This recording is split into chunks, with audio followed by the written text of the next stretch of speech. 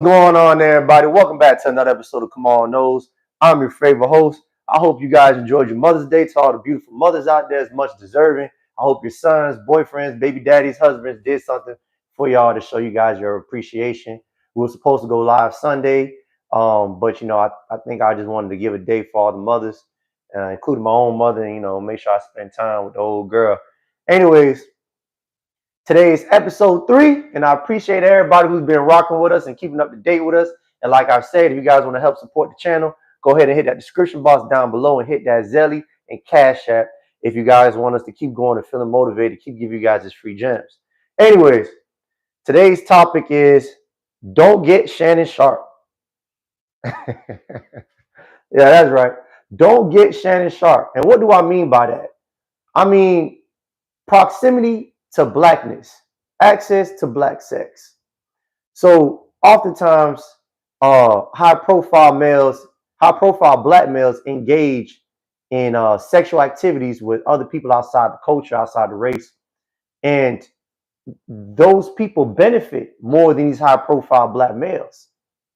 And what happens is we obviously boost them up and it does nothing for us.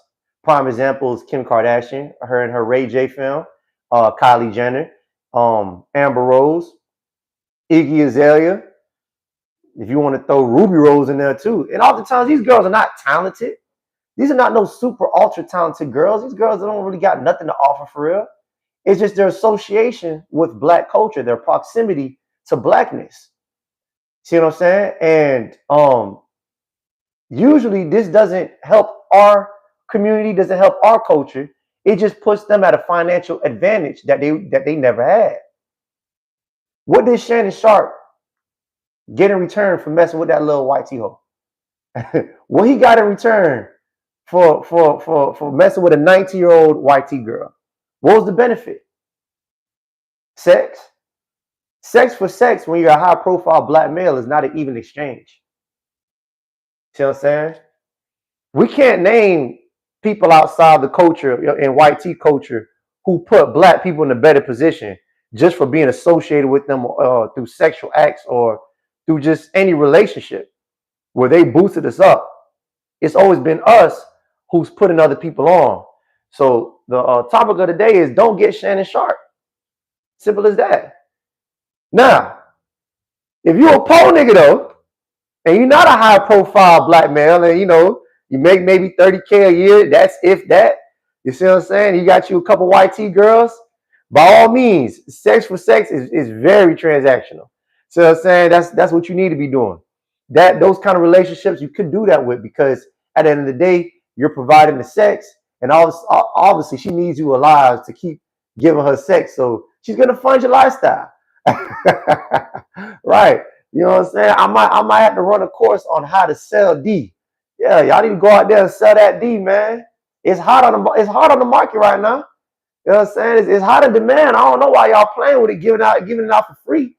If you poll, you got you an Oscar Mines, which is a man with a big old black wiener, and you slanging it, put it on the market. You know what I'm saying? Before you high profile black males who have more to offer than just what's in between your legs, that Oscar Mars, having these relationships is not really beneficial for you guys. So the name of the game is don't get Shannon sharp.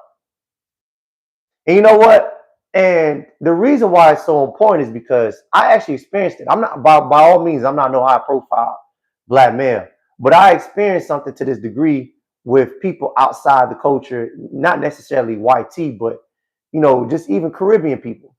For example, I was messing with this Jamaican girl one time, and we was dating. We wasn't dating, we were just fucking. So I was messing with this Jamaican girl, and she was very, political.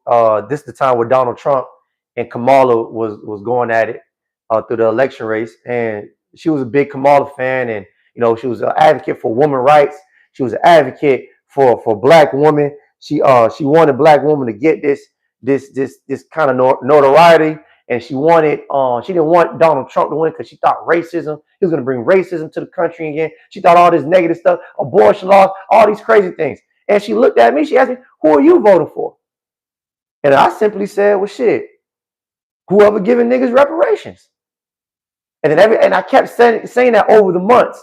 Whoever give nigga reparations is who I'm voting for. And then she would say things like, well, that's not on the table. Nobody's offering that. Then I'll say, well, shit, then I'm not voting then. That's all I want. I don't care about nothing else but reparations for the black community.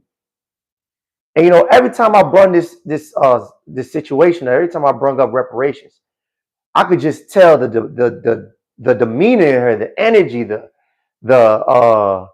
the animosity started to arise every time I kept saying it. Black people deserve reparations. Black people deserve reparations. Until she finally came out and said, well, why do you guys think you deserve reparations? That's all I needed this little Jamaican hoe to say. That's all I needed her to say. Why do you black Americans think you deserve reparations? And if you guys get reparations, all you're going to do is fuck it up. Remind you, this is a girl I'm hunching on. So it baffled me because I'm like, wait a minute. Wait a minute. Why would you? I said, oh, I see. I see what's going on. You're what we call a tether. You're a tether. A tether is a person from the Caribbean, is a non-black American who claims to white tea ideologies. And that's her. I said, oh, damn it, you got me. I'm out here giving out this free dick.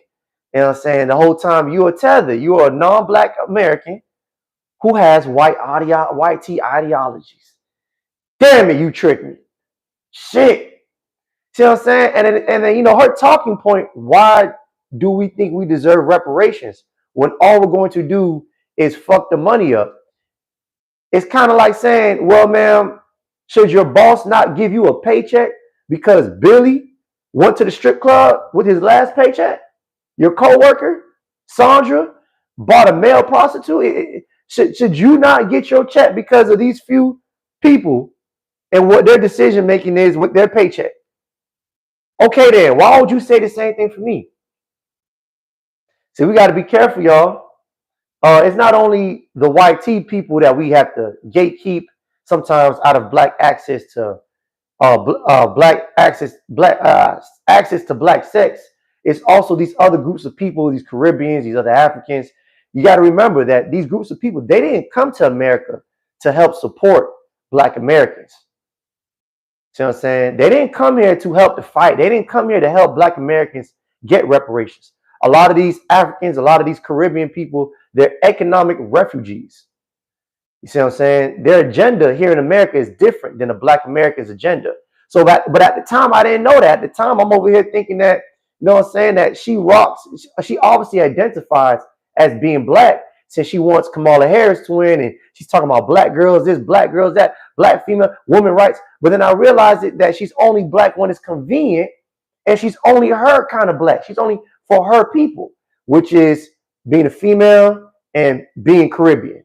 But outside of that, she don't want nothing. She don't want the black community profiting or gaining any significant achievements outside of that. Because when I brought up reparations, it was a whole bunch of why. Why y'all think y'all deserve it? Why y'all think y'all deserve the money? Y'all just gonna fuck it up. Y'all just gonna fuck the money up. I'm just like, well, damn. You over here on this black American dick, hopping and skipping on it, but I can't get no reparations? Access to black sex. You see what I'm saying? So, we just got to be careful, man. We have to know who's for us, and we have to stop putting people in position who are not for us. You see what I'm saying? So that's the name of the game, man. Don't be out there getting Shannon sharp. Don't go out there getting Shannon sharp. So, question of the day. Question of the day by John Baptiste. Oh, shit. Here we go. Speaking of Caribbean people. Do you think Florida would be Florida without Caribbeans? Do I think Florida would be Florida without Caribbeans? You know what I'm saying? And then here's what I want to say about this topic. This topic is very sensitive because it's almost like the disrespect that a lot of Caribbeans and Africans can show for Black Americans is just pure ignorance. At first, I took it personal as if it was a diss, but a lot of times what you will notice is they just don't know, quite frankly. All 9 out of 10, they're ashamed. They're ashamed because they're basically a failed country in a defeated group of people who now have to find an identity in another land and another landmass. So I usually would take this personal, but then I realized that a lot of y'all just don't know what's going on. So let's say this. So a lot of times for a lot of these Caribbean people, these Africans, to make a name for themselves, they have to they have to somehow discredit Black Americans first in order to put themselves ahead.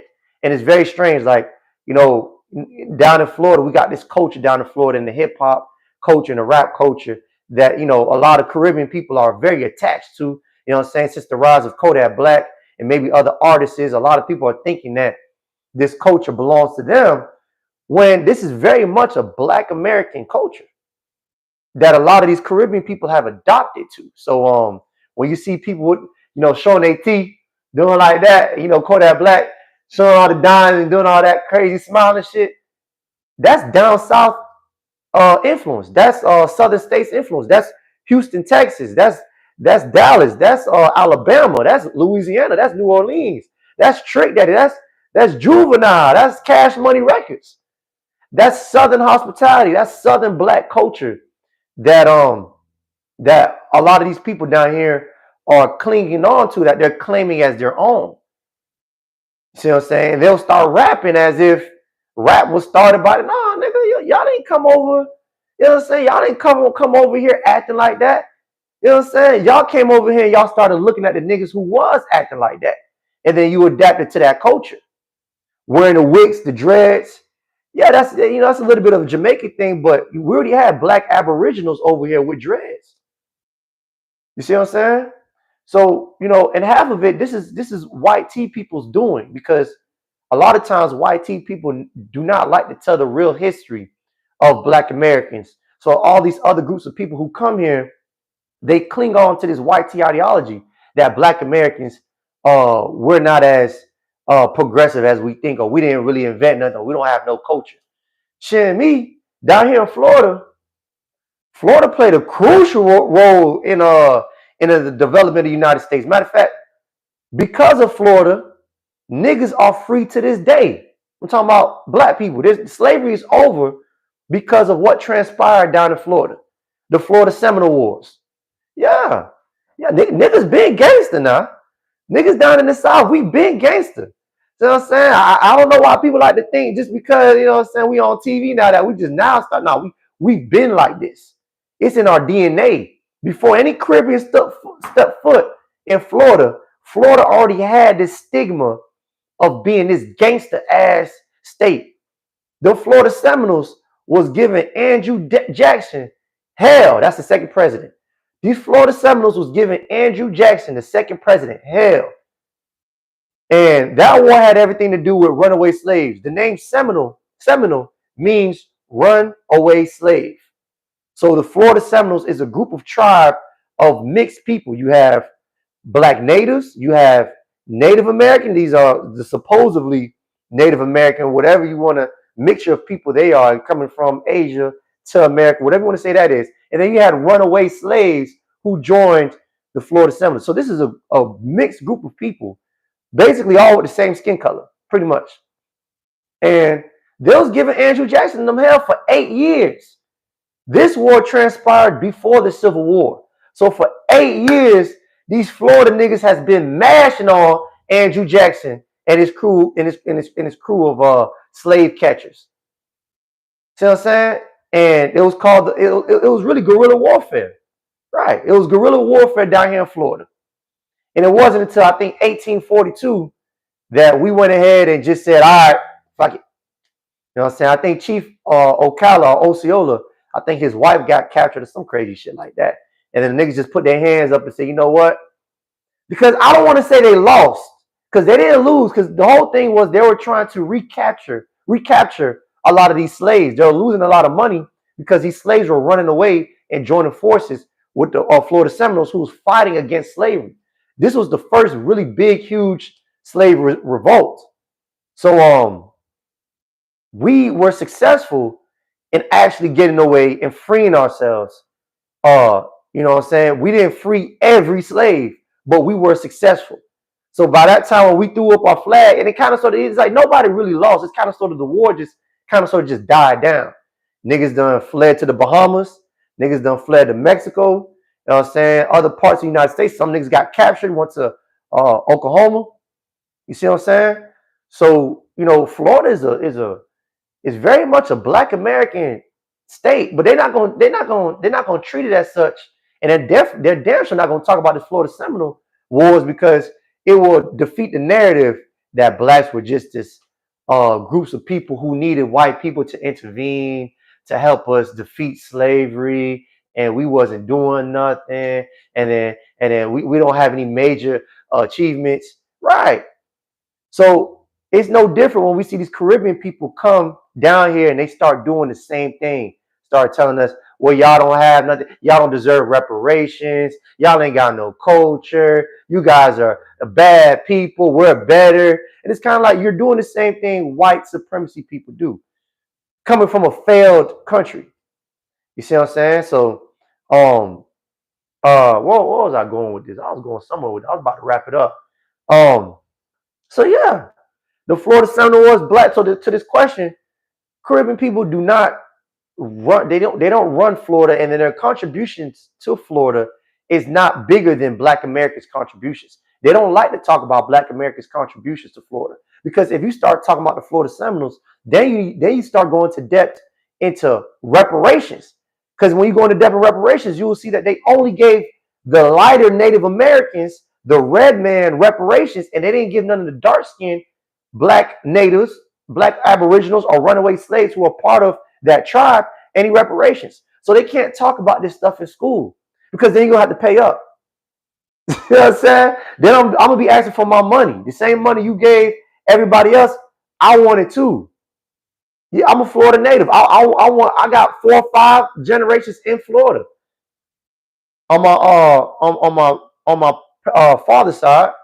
And then on top of that, it's FBA all the way down, leading up to St. Louis, down to Mississippi. Right. Pay. Right. So I'm gonna say this though, Caribbeans, they played, they came and they contributed in certain ways. I would say the Bahamians came over maybe in the late 1800s. The Bahamians came over and they helped assist in building Miami. But here's the thing: when Bahamians or Caribbean people hear that Bahamians helped assisted Miami, they run off with the narrative as if they built Miami, as if they were the only ones building Miami. No. Dade County already existed. Matter of fact, Dade already existed. DADE already existed. So that's why the county of Miami is called Miami-Dade County. The name Miami came later down the line, which the Caribbeans, the Bahamians came over and contribute to that. But this landmass was already structured and shaped. We already had settlements. Black Americans already built their section of the area and helped by the help with European immigrants, the Irish and whatnot, Germans, what do you want to call them. We all assisted in building what we considered now Miami-Dade County. But it wasn't Miami until the late 1890s. The name Dade, it was already called Dade before it was called Miami. If you come to Miami, there's a difference between Miami-Dade County and city of Miami. So yeah, the Bahamians contributed, but a lot of them like to run off as if they were the only ones building. You see what I'm saying? When people are already here building, there was already a foundation laid down already. They came in and contribute alongside with Black Americans. How do I know this? Well, like I said, on my father's mother's side, I'm Bahamian. See what I'm saying? 9 times out of 10, if you're from Miami, you probably have a little bit of Bahamian in you. Also with some FBA. Right. So, you know, I'm from the area in Miami where the Bahamians contribute the most, which is Coconut Grove. That area right there was highly populated with a lot of Bahamians. And then you had historic Overtown, which foundational Black Americans got majority of the credit of building. But this was a This was an assistant thing. This wasn't no they just built, that's it, and Black Americans wasn't doing nothing. We all contribute to this landmass down here in Florida, in South Florida. You see what I'm saying? And then Black Americans were the first ones, the first groups of blacks to actually have the first contributions to Florida. Some of us are native to this land. Florida is shit and me. Florida is some of our homes for real. So I hope that answered the question. You know what I'm saying? Ain't no disrespect to my Caribbean people. I love my Caribbean people. But at the same time, we're not going to lie. We're not going to lie and not give certain people their credit like how white tea people do. You see what I'm saying? Anyways, that's it for the day, y'all. Like I said, if you guys want to support the channel, go ahead and hit that description box down below. See what I'm saying? Help us grow like that. And I hope you guys have a good one. Don't get Shannon sharp, man. Make these girls pay up.